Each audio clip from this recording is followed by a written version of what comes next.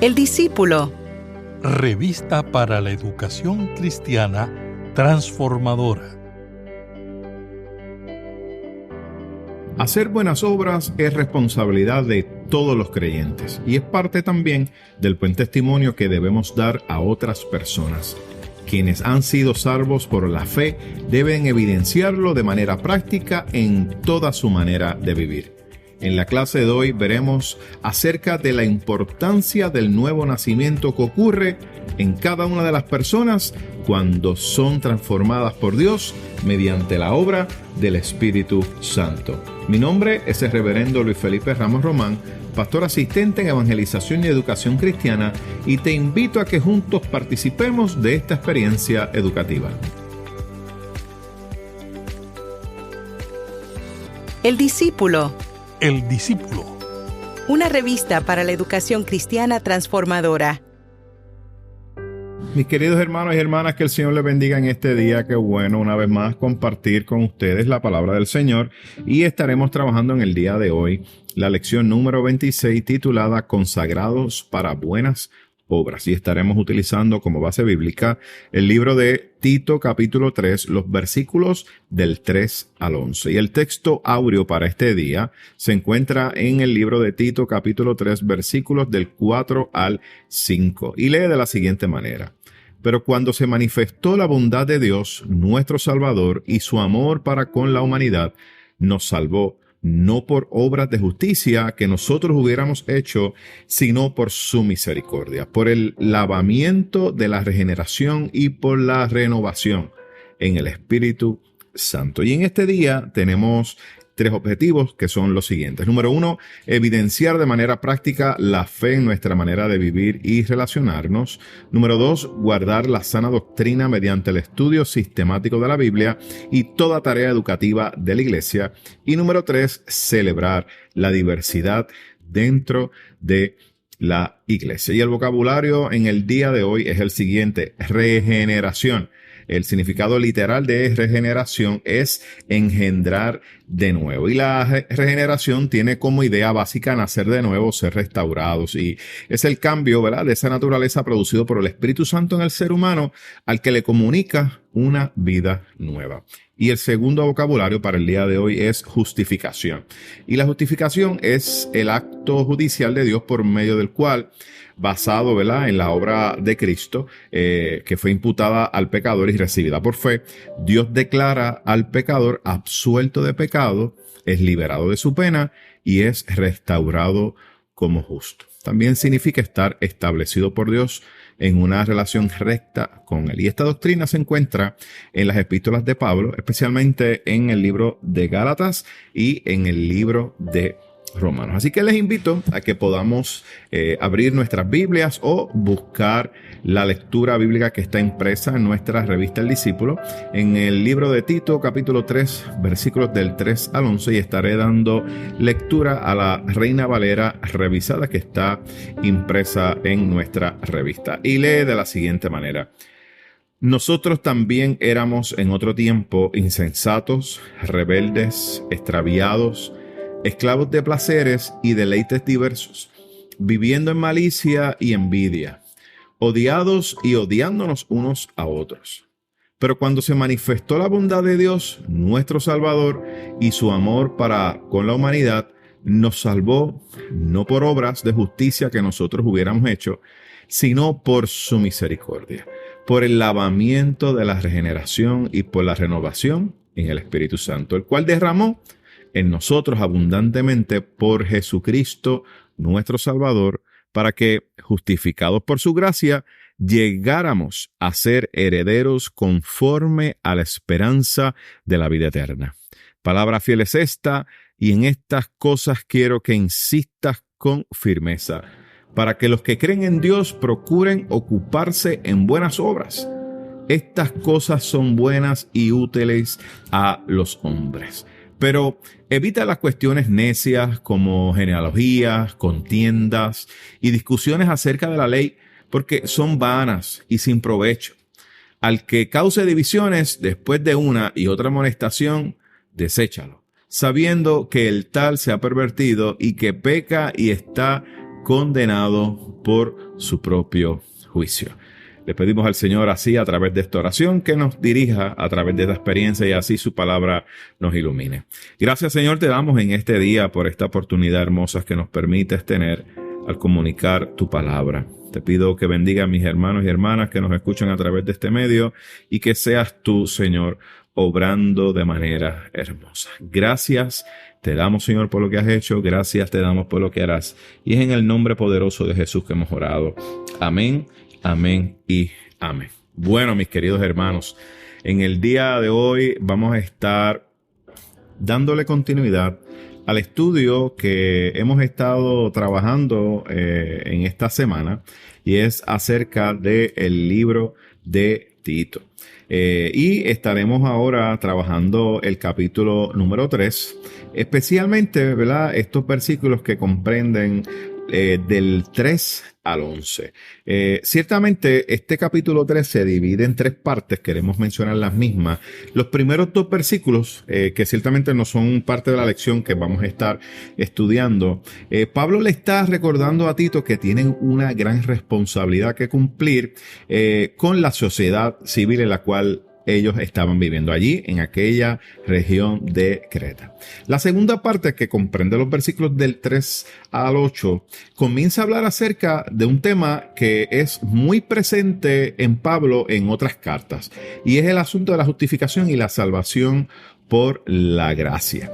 Y esto lo vemos también en libros como Romanos, el libro de Gálatas, que cuando se habla acerca del tema de la salvación por la gracia de Dios y la justificación, miren, Pablo era uno de esos, vamos a decirlo así, defensores de este planteamiento, y vemos que a través del Nuevo Testamento él mismo en diferentes cartas presenta este tema. De igual manera, hace mención acerca de la acción del Espíritu Santo y le dice, ¿verdad?, que se muestre, ¿verdad?, firme, edificando a la iglesia, y de igual manera en la edificación del gobierno de la iglesia. Así que Tito tenía una gran responsabilidad allí en Creta. Estaba levantando esta iglesia, estaba edificando la vida espiritual de esta congregación, pero de igual manera la estructura de gobierno que iba a tener, porque era necesaria, ¿verdad?, para poder atender todas las necesidades. Y por eso es que usted ve que ese libro de Tito, ¿verdad?, habla acerca de los requisitos de ser anciano, de ser obispo, y hace también mención acerca de lo que es esa enseñanza de la doctrina. Y obviamente para Pablo era importante que esto se diera, porque esto era fundamento para que pudiera la iglesia ser edificada allí en aquella región. Y la tercera parte, pues, son estos versículos del 9 al 11, donde vemos que hay un consejo de Pablo, mire, bien importante, que yo creo que esto sigue teniendo inherencia en este tiempo, ¿verdad? Es importante este mensaje aún en el contexto de nuestra iglesia. Y lo primero que le dice Pablo a Tito, y lo aconseja, y le dice, mira, evita las contiendas y evita las discusiones sobre la ley con los judíos. Le está diciendo, mira, no pelees con los judíos, evita esas contiendas, esas peleas. Pero de igual manera, vemos que Pablo le está enseñando sobre cuál es la acción a tomar con aquellas personas que causan divisiones en la iglesia. Así que Tito tenía una gran responsabilidad sobre sus hombros, y esto es importante. Otro dato importante que podemos conocer acerca de Tito es que Tito en algún momento, al igual que Timoteo, ¿verdad?, era quien acompañaba a Pablo en muchas de las misiones. Vemos, ¿verdad?, que constantemente Tito le acompañaba, de igual manera Timoteo. Y de igual manera Pablo ponía, en el caso de Tito, ¿verdad?, unas misiones especiales, porque aparentemente Tito tenía unas cualidades de líder, miren, que eran sumamente importantes y necesarias. Y para atender, miren, asuntos que no eran nada de fáciles. Le tocaba, miren, los casos difíciles. Y Tito aparentemente tenía un liderato, tenía unas cualidades que ayudaba a poder atender esos asuntos, miren, de una manera, vamos a decirlo así, como un cirujano, con un bisturí, y atendía las cosas de manera que se resolvían. Algunos de ellos está, ¿verdad? Ustedes saben el issue que tuvo Pablo, la problemática que tuvo Pablo con Corintios. Pues miren, Tito fue el que llegó después de esta problemática, ciertamente a trabajar esta situación y a levantar una ayuda que se tenía que levantar para otras iglesias de aquella región, entre otras tareas, ¿verdad?, que Pablo le asignó.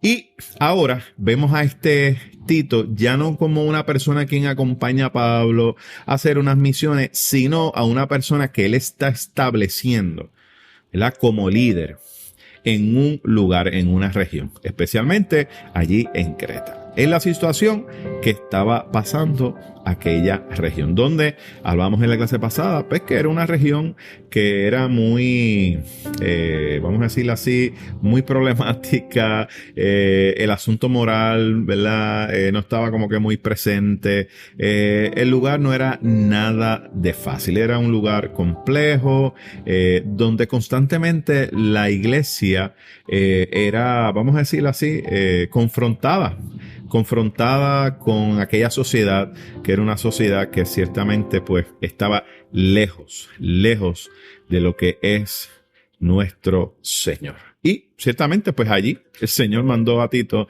a levantar una iglesia porque había una necesidad, algo que se tenía que dar ahí. Y la iglesia iba a ser el referente moral para aquella sociedad que estaba viviendo desenfrenadamente, donde estaban pleitos, en contiendas, en problemas, en herejías. Miren, tantas y tantas cosas, idolatría, miren, sigan sumándoles. Pero allí Dios manda a Tito a levantar una iglesia poderosa. Y por eso es que vemos, ¿verdad?, que Pablo está dándole todas estas exhortaciones a Tito para que pueda trabajar sobre este asunto. Los primeros 2 versículos, aunque no los estamos estudiando, pienso que es importante que tengamos quizá una mirada general breve, ¿verdad?, por encimita. Porque vemos que Pablo le está recordando a Tito, a cada uno de los cristianos que están allí, de que es necesario que se sujeten, ¿verdad?, a esas autoridades que están allí, o en otras palabras, hacer ejemplo en aquella región. Y una de las cosas que vemos, ¿verdad?, que se presenta, es que para Pablo era importante que Tito allí fuera un gran referente, no solamente para la iglesia que se está levantando, sino para la sociedad. En otras palabras, era que la iglesia y su liderato fuera testimonio en medio del desenfreno que había allí en aquella región o en aquel estado, ¿verdad?, que era parte de Roma. Y una de las cosas, ¿verdad?, que Pablo exhorta es a que se respete y que se puedan acatar esas leyes, ¿verdad?, como parte, ¿verdad?, de ese buen proceder que debemos tener cada uno de nosotros como sus ciudadanos, obviamente, de una sociedad civil. Y es el mismo ejemplo que seguimos aquí, ¿verdad? Nosotros como sociedad tenemos unas leyes, ¿verdad?, unos requerimientos que nos pide, ¿verdad?, para que podamos tener una buena convivencia los unos con los otros. Usted póngase a usar su imaginación y diga, bueno, ¿qué pasaría si nosotros no tuviéramos leyes de tránsito? Digo, aunque a veces vemos que hay gente que se comporta como si no hubieran leyes de tránsito, pero póngale que, miren, no hubiesen leyes de tránsito. Miren, la gente estuviera, miren, ahí libre, comiéndose la luz, no guardando el pare, y la cantidad de accidentes fuera altísima. Pero eso no es lo más importante, es el riesgo que hubiese para cada uno de los miembros de esa sociedad, porque estaríamos hablando de que la vida de las personas está en juego. Y por eso es que está, ¿verdad?, estas leyes, y por eso es que vemos que Pablo exhorta a Tito a que tenga un buen proceder, para que sea un buen testimonio. La realidad es que como iglesia, mis amados hermanos, es importante que entendamos que nosotros tenemos esta responsabilidad. Y es la responsabilidad de que nosotros tengamos un buen testimonio. Un buen testimonio para que le podamos dar ejemplo a otras personas, ¿verdad? Y más allá de ponernos, y digo esto con mucho respeto, un manto exterior de santidad, estamos hablando de que vivamos un estilo de vida que afirme que hemos sido transformados por nuestro Señor y Salvador Jesucristo, que nos dirige el amor, la bondad, miren, los frutos del Espíritu, que eso es, miren, nuestra carta de presentación, que en medio de nuestros trabajos, en medio de nuestros lugares de estudio, o en medio de nuestra vecindad, con nuestros vecinos, con nuestra familia, miren, que quienes nos rodean puedan decir, ciertamente, esta persona es distinta. Esta persona, mire, tiene una manera de comportarse distinta y ciertamente esta persona es cristiana o esta persona ama a Dios. Y eso, mis amados hermanos, hoy en día es importante. Y por eso es que vemos que Pablo le está diciendo a Tito, esto es importante para que demos un buen testimonio. Porque hay actitudes que son del mundo, como lo es la difamación, como lo que son las contiendas. Miren, tantas y tantas cosas que la realidad es que si nosotros nos comportáramos de esa manera, no nos pudiéramos diferenciar. Porque el mundo se comporta así. Pero nosotros los cristianos no podemos comportarnos de esa manera para poder proclamar un mensaje distinto. Y no solamente para proclamarlo, es para que haya un cambio en nuestra comunidad, para que el reino de los cielos se haga real aquí en la tierra. Porque eso es lo que afirmamos. De hecho, la oración de nuestro Señor Jesucristo en un momento con los discípulos, ¿verdad?, que les enseña, dice, venga a nosotros tu reino. Entonces, cuando oramos de esa manera, lo que estamos afirmando es, Señor, en el momento en que yo te recibo en mi corazón, yo voy a hacer testimonio de manera que los valores del reino los comience yo aquí en esta tierra. Porque el día que tú nos llamas a tu presencia, seguiremos con esos mismos valores en el reino de los cielos. O sea, no piense que usted va a continuar en el reino de los cielos con los valores del mundo. ¿Por qué no? Son los valores del reino los que prevalecen en el reino de los cielos. Por lo tanto, aquí en la tierra, en el hoy y en el ahora, en el momento en que nosotros venimos a los pies del Señor, tenemos que vivir con esos mismos valores del reino. Y tenemos que seguir afirmando en nuestra comunidad esos mismos valores del reino. No hay otra manera. No hay otra manera. Es importante que sigamos afirmando esto. Así que vemos que Pablo comienza a comentarle esto, ¿verdad? Y exhortar a Tito acerca de que, miren, en el momento en que nosotros venimos a Jesucristo, dejamos atrás un pasado. Y fuimos transformados a una nueva vida.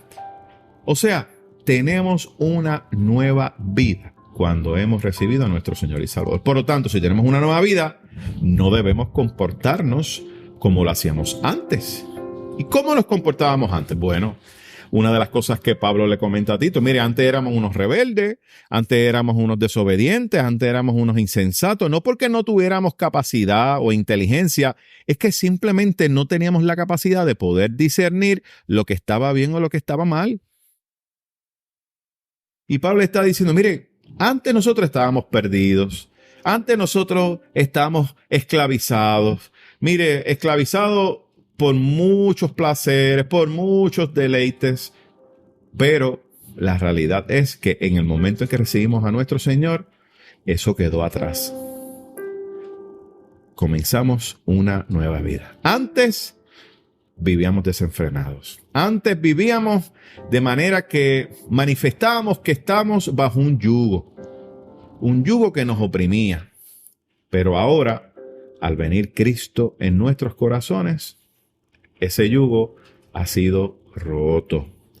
¿Por qué? Por el poder de nuestro Señor y Salvador Jesucristo. Por eso es que vemos que en los versículos 4 al 7 se hace mención que hubo una manifestación de la bondad de Dios. ¿Y qué fue esto? Mis amados hermanos, fue el acto allí en la cruz del Calvario, donde Cristo se entregó por cada uno de nosotros. ¿Y por qué lo hizo? Lo hizo porque nos amaba mucho. Miren, el amor de Dios era incondicional. Y ese amor de Dios y esa bondad fue la que nos libertó. ¿Y de qué nos libertó? De esa pasada manera de vivir que mencioné antes. Y por eso es, mis amados hermanos, que en ese momento en que Jesús resucitó, miren, mis amados hermanos, ahí comenzó una nueva manifestación divina. Es una nueva vida. Es lo mismo que sucede con nosotros. Lo único ahora, usted no tiene que sacrificarse. No tiene que hacer nada. Porque todo lo hizo Cristo por nosotros. Simplemente recibirle como Señor y Salvador personal. Y eso, mis amados hermanos, nos hace libres. Y comenzamos, ¿verdad?, a encarnar a ese Jesús por amor. Y por eso es que ese énfasis constante de Pablo a Tito, que se encarne Jesús en nosotros. Que seamos testimonio a los demás. Que seamos testimonio de manera hermosa. Que reflejemos que de la misma manera que Dios tuvo misericordia de nosotros sin merecer, así nosotros seamos misericordiosos con los demás, aunque no los merezcan. Qué hermosa esa enseñanza. En realidad es que el Señor, miren, nos ama tanto que dio su vida por cada uno de nosotros. ¿Y cómo se dio eso? Bueno, eso se dio, mis amados hermanos, a través de un proceso de regeneración, de renovación en nuestras Biblias, en nuestras vidas. La realidad, mis amados hermanos, que este proceso es algo que inicia en el momento en que usted les recibe como Señor y Salvador. Y se va dando constantemente esa regeneración a través de usted aceptarle, a través del bautismo, en el día a día, en la cotidianidad, cuando usted está en esa interacción los unos con nosotros, en ese compartir y relacionar con Dios, se va dando ese proceso de regeneración, ¿verdad? Y vemos entonces que vamos siendo, ¿verdad?, engendrados de nuevo, y vemos que estamos creciendo y madurando a una nueva vida. Y por eso es que vemos, ¿verdad?, que Pablo también afirma en una de sus cartas que si alguno está en Cristo, nueva criatura es. Las cosas viejas pasaron y aquí todas, escuche bien, todas son hechas nuevas. Por eso es que vemos que Pablo sigue constantemente mencionando que hemos sido justificados por su gracia. Por su gracia. Y debido a eso, vamos a disfrutar de una esperanza. Y una esperanza que no muere, una esperanza en una vida eterna. Y damos gracias a Dios, ¿verdad?, por esa esperanza que nos brinda. Versículo número 8, cuando hace la mención de que palabra fiel es esta, ciertamente esto se refiere a todo lo que hemos mencionado, lo que Pablo ha estado mencionando en los versículos pasados. Y por eso es que hace este énfasis, ¿verdad? Y le dice, mira, tengan confianza en esto. Y le deja saber a Tito que tiene que, mire, hacer unos énfasis en este mensaje a todo y cada uno de los creyentes allí en aquella región. Y que busquen la manera de que sean testimonios, de que hagan buenas obras, de que la gente les conozca y que sepan, mis amados hermanos, que han sido salvados, ¿verdad? Y que han nacido a una nueva vida. O sea, que hay un cambio. Hay un corito que me encanta mucho que dice, hubo un cambio como cuando a Cristo conocí. Hubo un cambio cuando a Cristo conocí. Y las cosas que yo hacía ya no las hago más. Y es este proceso en nuestras vidas la que comienza a firmar ese testimonio. Y se convierte, mis amados hermanos, en una señal hermosa a los demás. De que de la misma manera en que Dios nos ha tocado y nos ha transformado, también lo puede hacer con ellos. Los versículos 9 al 11, quiero culminar con esto. Vemos que Pablo está advirtiéndole a Tito sobre unos falsos maestros, ¿verdad?, que se estaban dando. Y le está pidiendo a Tito que combata esto, ¿verdad? Y que lo haga, ¿verdad?, de una manera, vamos a decirlo así, donde contradiga estos argumentos con verdades teológicas y con, ¿verdad?, con la verdad de esas éticas, ¿verdad?, de nuestro Señor y Salvador Jesucristo. Y entonces le ofrece unas estrategias. Y lo primero que le dice es, mira, primero, eviten esas discusiones que son infructuosas, que causan divisiones. Especialmente en el caso de ellos, esas discusiones que se hablaban acerca de la genealogía judía, ¿verdad? Y de la ley de Moisés y todas esas cosas. Para Pablo estas cosas eran necias. Y le dice, si tú comienzas a invertir tiempo en esto, vas a perderlo. Y eso en nada va a edificar la iglesia. Porque ciertamente, mis amados hermanos, lo que son estas discusiones infructuosas, porque no es un diálogo, fíjense, son discusiones, son de cosas distintas. Miren, nada bueno hace. Y la realidad es que esto estaba afectando a aquella comunidad. Aparentemente esto era, ¿verdad?, uno de los problemas que tenía. Lo segundo que les dice es que se establezca un proceso disciplinario para que puedan manejar a las personas que están causando división dentro de la iglesia.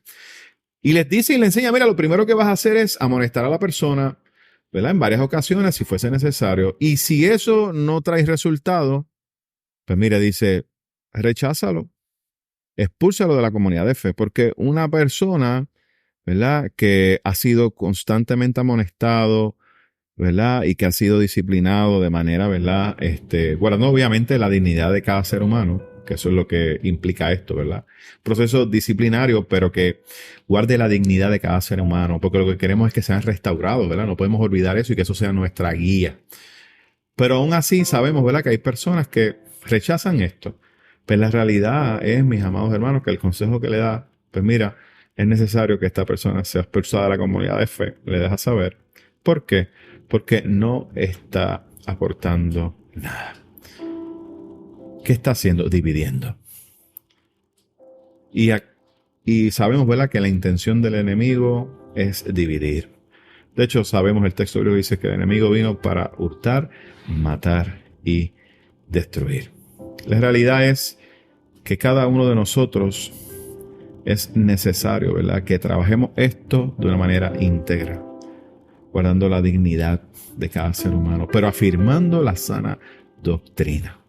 Afirmando que ciertamente Dios es capaz de restaurar, de hacer cambios en nuestras vidas. Y la realidad es que la disciplina se usa para proteger la iglesia. No se usa para castigar a la persona, sino para proteger a la iglesia. Y la realidad es que el Señor nos invita a que vivamos una vida de testimonio. Y sobre todas las cosas, que manejemos las situaciones de la iglesia, miren, mis amados hermanos, de una manera íntegra, guardando la dignidad de los seres humanos en amor. Y sobre todas las cosas, afirmando un buen testimonio. Un testimonio que transforma, un testimonio que cambia y que hace muchas cosas hermosas. De manera que identifiquemos aquello que es falsa doctrina y que protejamos a la iglesia acerca de eso. Mis amados hermanos, ¿qué les parece si tenemos un espacio de oración y le pedimos a nuestro Dios que así nos dirija en este día? Ven, Dios y Padre nuestro, te alabamos y te bendecimos y te pedimos, Señor, que te glorifiques de manera poderosa en nuestras vidas. Gracias porque eres tú quien nos cuidas y nos proteges. Gracias, Señor, porque ciertamente nos recibiste y saliste al encuentro de nosotros. Te pido, Señor, que nos ayudes, que nos guíes, que nos des discernimiento y sobre todas las cosas que podamos, Señor, seguir afirmando ese fruto abundante en nuestras vidas. Gracias te damos, Señor, y ayúdanos a vivir una vida de testimonio. Y te lo pedimos todo en el nombre de Jesús. Amén, amén y amén. Mis amados hermanos, que el Señor les bendiga y el Señor les guarde. Y esperamos estar con ustedes la próxima semana.